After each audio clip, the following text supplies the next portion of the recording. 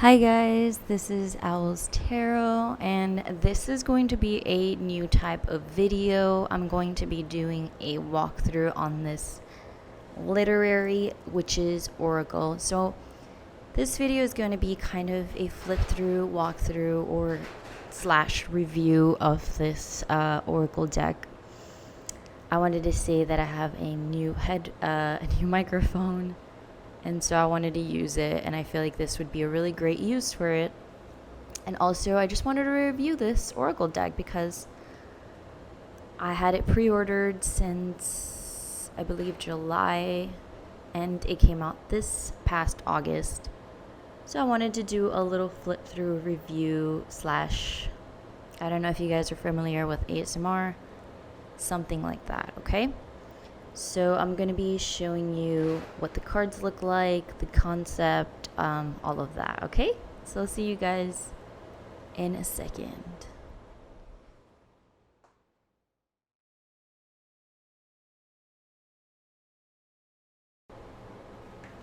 Okay, so this is what the book looks like. It's kind of in a cardboard box, one of those hard cases boxes.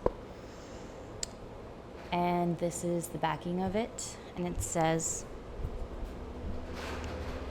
sorry for the background noise, unearth the wisdom of the witchiest women in literary history and let their brilliance illuminate your path. Drawn from the book Literary Witches, a celebration of magical women writers, the cards in this oracle deck bear portraits of powerful female authors and mystical spell ingredients, both full of symbolism meant to nourish the witch that lives within you. So the concept of this oracle deck is, using historical writers that were believed to be witches or practiced some sort of mysticism. So I'm going to show you the inside, and this is written by Taisia Kitaiskaia. I'm pretty sure I said that wrong, but pardon me. Illustrated by Katy Horan. Okay, and it has like this beautiful kind of peachy pink color on the sides.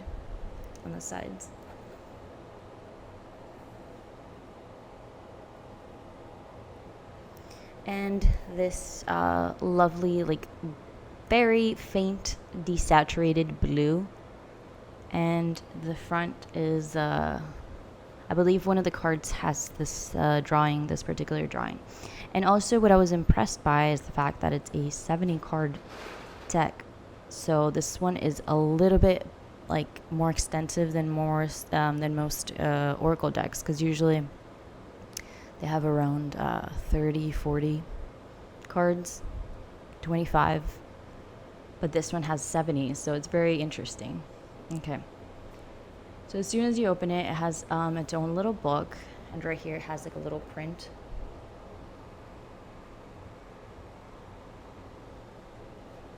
I love these type of books because you have somewhere to put your actual cards and they never get destroyed.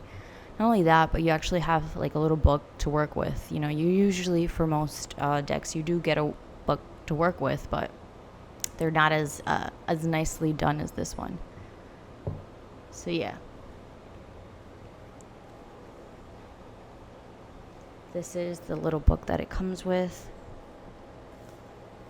And this is just basically an introduction and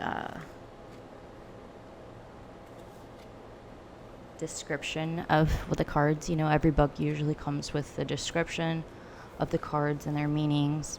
So here are the first, it's divided, I believe, by the literary authors, and then it's divided by the symbolisms or materials that they use.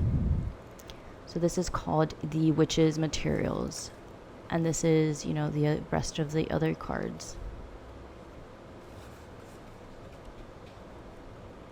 So yeah, this is the little book that it comes with.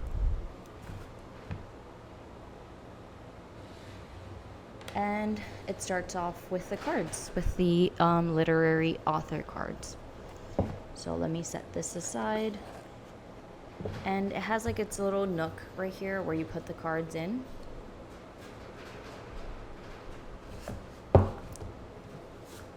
So I'm gonna set this aside so I can show you what the cards look like. Sorry. So this is what the backing of it looks like. It has a kind of filigree, hand-drawn calligraphy-ish with a little hand in the front. It's very beautiful, and the cards, as I noticed, were very square-shaped. So this is slightly different from actual oracle decks, just based on the fact that it's, you know, square usually, or they're round, or they have like a rounded, an even more rounded edge. But I really like the fact that these are square, so it made it a little bit different.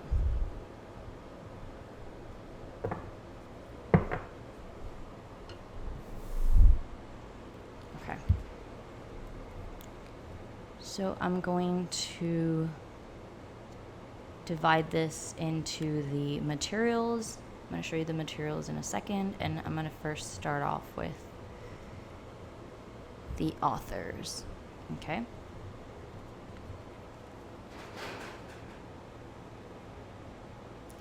So this one is Anna Akamatoba, and I'm going to be flipping these as I go on.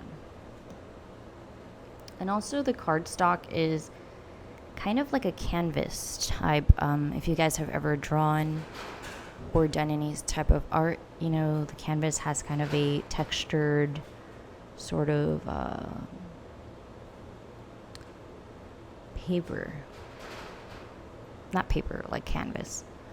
And this one is very textured. I really, really enjoyed this about the cards. I don't know if you guys can pick up on the texture right here. But yeah, I really enjoyed this because they're not glossy. They're like a little bit more matte canvas, like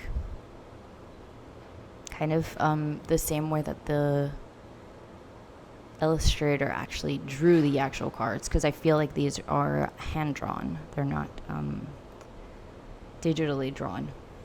But anyways, Emily Bronte, Octavia E. Butler, and pardon me if I don't pronounce these right, Anne Carson, Angela Carter, Aileen Chang, Agatha Christie, Sandra Cisnero, Emily Dickinson. And all of these have very diverse meanings. Each one has like a little tiny script at the bottom that kind of explains, gives like a little word. Furo Farasad, Janet Frame, Charlotte Perkins Gilman, Joy Harjo, Zora Neale Hertzson, Shirley Jackson, Jamaica Kincaid, Jimiko Kurahashi, Audrey Lord,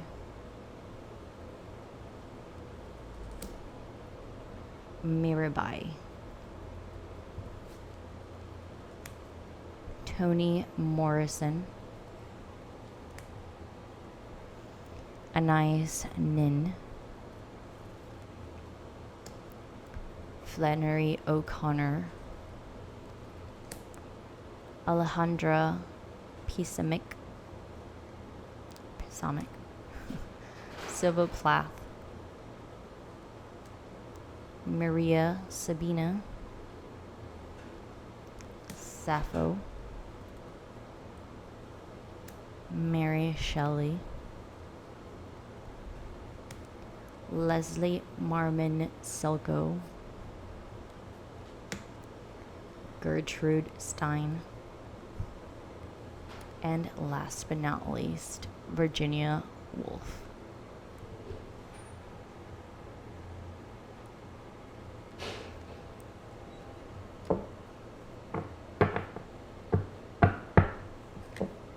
So these are the historical writers from the deck. The rest are their materials, which I'm going to go over right now.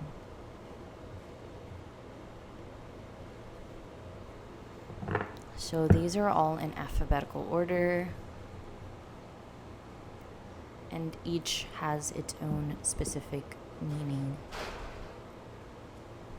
which is actually in the book. It's not in the actual cards. They don't give you like a little description in the cards. So you would have to kind of learn this deck the same way that you would learn the tarot deck and learn what each of its meanings. But also, each thing has like its own symbolism. So for example, apple, you can bring in your own meaning to this. So for example, like an apple is like bearing fruit to something, or abundance, that kind of thing. You can bring your own meaning to it. But of course, it does have its own meanings in the book, okay? So yeah, I'm going to go over these.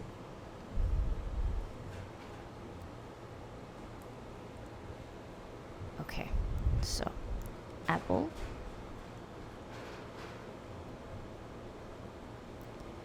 bees, boar, book, braid, cat, cauldron, chicken, creature's paw, doll, eel, elixir, I love that word, eye, ghost, glove, hedgehog, house, knife, lantern, lion, milk, moon, mushrooms, noose, peacock, pond, praying mantis, rabbit, skull, snail, spider, teacup,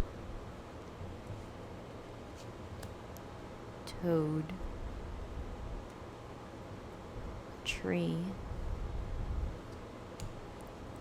volcano, wall, white dress, wildflowers, wings, and last but not least, wolf.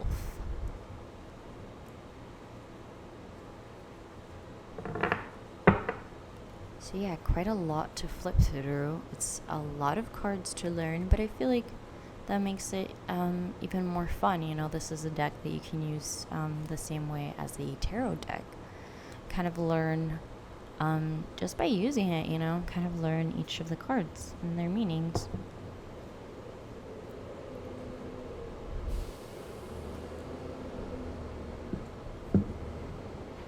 So I'm going to read the book.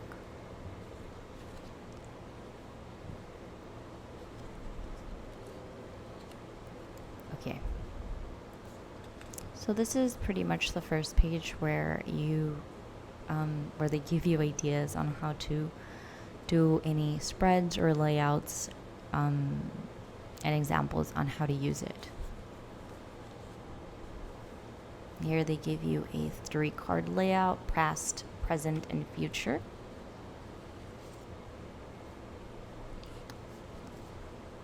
As you explore the deck, remember to make the experience your own. Just like I was saying, prescribe your own meanings to the decks, not the deck, to the cards. Find more complex spreads in tarot and oracle deck references, or device layouts that interest you. Seek answers to specific questions, or just let the cards guide and inform you. Do readings for yourself and for others. Above all, follow your intuition. How does each card, each spread resonate with you? Your personal responses and associations are always right. Keep the magic going by holding on to a potent card throughout the day, snapping photos of spreads to revisit them later, and journaling about powerful readings. And of course, if any of the witches in the deck move you, seek out their work. Their writings will enlighten, nourish, and transform you in ways no divination deck could. So it's super encouraging, to, if you feel really connected to a certain card, to look up the writer, because these are actual real people that lived and, they actually wrote things that might actually resonate with people. So that's extremely cool concept. That's why I was drawn to it. And, each one has their own little small passage.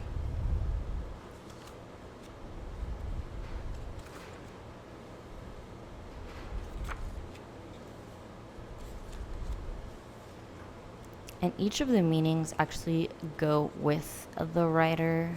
So let's, for example, I get Sappho. And, it has, it's kind of its own interpretation based on this person's life.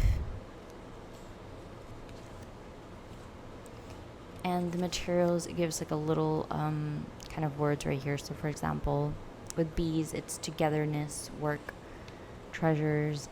With book, it's hope, revelation, ignorance. And with milk, it's nourishment, nostalgia, parents. So yeah, they prescribe their own meanings, but you can also give your own meanings to the cards as well, which is what this oracle deck actually wants you to do.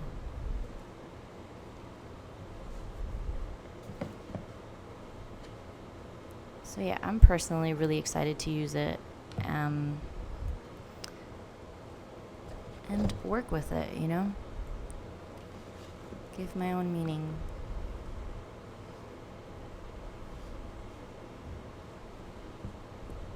Okay, so this was basically a flip through of the Literary Witches Oracle. I'm going to have some links down below for you guys to go ahead and buy it. It's already in stores. I actually bought it physically in a store because I couldn't wait. Although I had pre-ordered it, so I guess, I just couldn't wait for it to be delivered to me online. But anyways, hope you like this video and let me know so I can do a few others if you guys are interested, okay? Thank you so much for watching, and I'll see you guys later. Bye.